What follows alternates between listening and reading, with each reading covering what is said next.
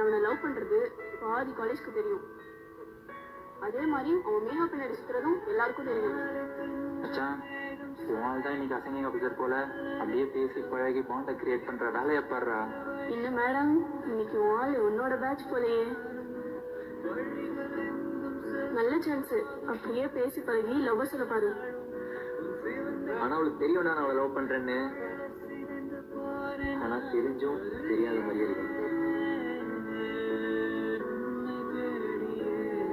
அவளுக்கு தெரியும் தான், தெரிஞ்சும் தெரியாத மாதிரி இருக்கா. உனக்கு என்னாச்சு அத சொல்லு. கை கொடு. வேற என்ன, இதையாதான் வலிக்கு சொல்றல. வலிக்குதுன்னு தெரியுதுல்ல, அப்படியே பிடிச்சிட்டு இருக்க.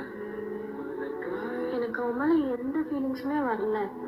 இது அவன்கிட்ட சொன்னா அவன் ஹர்ட் ஆவான்ல. இப்ப மட்டும் கஷ்டப்பட மாட்டானா என்ன? பிடிச்சிட்டே இருக்கிறதுனால உனக்கு தான் வலி ரொம்ப அதிகமா இருக்கு. அப்படியே பிடிச்சிட்டு இருக்க, விட்டுற வேண்டியதானே. முதல்ல அவன்கிட்ட போய் சொல்லு, புரிஞ்சுப்பான். ஆல்ரெடி நீ நிறைய தாங்கி பிடிச்சிட்ட குரல். Good bye. இதுக்கப்புறமும் பிடிச்சிட்டு இருக்கிறதுல எந்த யூஸும் இல்லை. ஏன்னா லவ்ங்கிறது சொல்லி வர்றது இல்லைல்ல.